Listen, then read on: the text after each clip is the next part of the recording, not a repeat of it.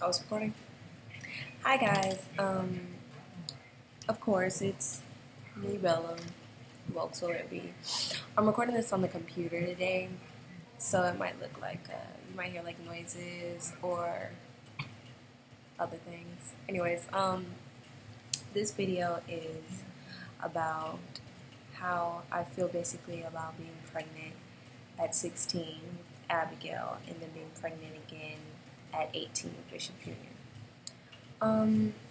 How I found out I was pregnant with Abigail, it was kind of like a surprise for me because me and my sister were just playing around with pregnancy tests because we always do stupid stuff. Like, that's what we do. We just do stupid stuff. Not that I thought that I was pregnant or anything, because I don't know why me out of all people thought that I could never get pregnant. I don't know. That's just how I felt. But, so hers came out negative, of course. Like, she's 13 years old. If it didn't have come out negative, I would have, I don't know, I would have lost it. But, mine's had like a faint line, and my sister was like, "Ooh, you pregnant?" I'm like, "Wait, no." I said, "Got these little Walgreens pregnancy tests. They probably fake." And so I'm tripping. I'm like freaking out. So knowing me, I took like maybe 5 more, but my sister wasn't with me, so I was really didn't believe it. I don't know why. I just didn't believe it, and I don't know why I thought out of all people I couldn't get pregnant. I never imagined myself being pregnant twice. I never imagined myself having one baby. But like, honestly, I believe that like everything happens for a reason. I love my daughter with all my heart. Like, it's just those little moments when I get to wake up next to her and whenever she does want to sleep with me because she loves her grandparents. But like her waking up and then smiling and just giving me a hug is just like the warmest feeling in the world. And it's hard when you're young, having a kid young, trying to raise a kid young, you know, because you're basically a kid trying to raise a kid, and you're going to want to do those kid things, but you can't because you're responsible of somebody else, and you can't be thinking about yourself anymore. You know, my parents constantly always tell me that, or if I fall off track, they make sure they remind me that. But I know I myself couldn't have raised Abigail by myself if it wasn't for my parents and for God, because being in that pregnancy, it was like difficult, as in it wasn't how most people see things to be. Like, I have friends that come to me sometimes, or people in general that just come to me, talk about how they want to have a kid, and I just make sure I give them the most positive advice about it. You know, people see kids or kids on the internet or kids anywhere in general and then see how cute they are and the clothes and the shoes, but it's more to that than just the clothes and the shoes, because to be honest, kids ruin clothes and shoes. So Abigail will keep on a cute outfit for maybe like a good hour, maybe the next hour will be all dirty and stuff. But I mean, I have those moments where I just sit down and cry because I just think about everything and think about life, and it's very hard trying to be a young parent, but in the end, hard work pays off, and you know, you just want to raise your kids to be better than what you were and try not to make the choices that you made. And I know I want what's best for my daughter, and so anytime I feel like giving up or feel like I can't do this anymore, I can't be selfish because I have not only one, I have two, two, but like one coming soon, if you get what I'm saying, because you know I'm pregnant now. But I mean, it is a lot, and once like everybody found out that I was pregnant again before I left school, they all had a story to say. Of course, young kids at this age are going to talk, they're going to say things that are rude.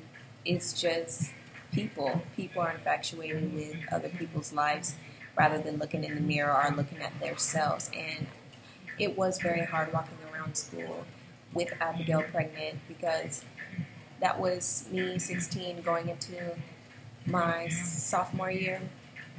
And so most of the time, you know, and so I kind of found myself by myself a lot. And I always told myself that I never ever wanted to have any more kids, not because like I hate kids or anything, but because I know that it's a lot of responsibility. So whenever people come to me, I make sure I give them the truth. Yes, babies are blessings, They're amazing. They're beautiful. It's like a little mini you. But I feel like you should wait till your life is together. But being pregnant this second time, it was kind of scary because I felt like my parents were going to be disappointed in me. And in a way, of course, every parent is going to be disappointed in you if you have a baby at a young age and two babies at that. And I'm 18 now. So I was scared to tell them, but how I saw it, I would never keep anything that serious away from my parents, considering the fact that they've done so much for me. And my friend both took a pregnancy test, and then mine said pregnant, because this time I didn't take the one with the little lines so it could be faint. I'm like, I took the one where it says pregnant or not pregnant, and mine said pregnant. My friend said not pregnant. So I told my sister, because she still couldn't believe that I had a baby. Every time she looks at Abigail and she looks at me and she just can't believe that her sister had a baby. I would have never imagined all of this way back then. But so my friend, I told my sister my friend's pregnant, and then my sister's like, "What are you gonna do?" And this and that, because this would be my friend's first baby. But then eventually I told her that was mine, and I was so scared to tell my parents. But like I said, eventually I told them. And I mean, I really, really, I don't know, I'm just thinking of so much right now. But being pregnant this second time scared me because I thought that because I had Abigail and I just felt like having another baby would be very, very, very, very, very hard. And of course I know that it's going to be hard regardless, but I mean, this time I actually have a person by my side, as in like things that I didn't have in my first pregnancy. So not trying to say that I'm trying to make up for what I didn't have, but it's like when you let go of what you've been through in your past and decide to let that wall down and accept somebody in to make you happy and give them that chance, and then I just really don't see myself with anybody else. And it's like when you find that person that can love your child as their own, then you can't let that person go because you have to be with somebody that's right for your children, And that just comes with being a mom. And so that's why I didn't really too much stress about this pregnancy or being pregnant again, because I really actually love the person that I'm with and who I'm having the baby with, and just seeing them be there for Abigail, seeing Bishop be there for Abigail and do things with her that like she never had really done with her, besides when her grandpa does. It just makes me smile to see her smile and see her happy and get all the things that she deserved, And so when I'm having a boy, and Abigail is really playful. Like if you have ever met Abigail, you see that she likes other kids. She loves being around other kids. She loves spending time with other kids. She might be a little aggressive, but she just loves to be around other kids. And so I know that she'll love her brother. She'll probably beat him up, but she'll love him. And so, I mean, I've really been through a lot in my first pregnancy. I don't regret anything. Anything that I ever been through in life that's bad, it's because of me. Because my dad always told me, what you are willing to tolerate, God can't change. And so that's when you got to put your foot down and not be willing to tolerate any more bad, and just, After I went through everything with Abigail and had Abigail, and she's growing up and stuff, it's not like I jumped into another relationship, because it actually took me a while to want to be happy with someone else. Like when you go through things in the past, you just think that you're never going to find that person that makes you happy, and you just have this big wall up. And so, like, that's when I met Bishop, and we started out as, like best friends, and then I just loved the way that he talked to me. And I just love the way he is. Like, over time, he really showed a lot.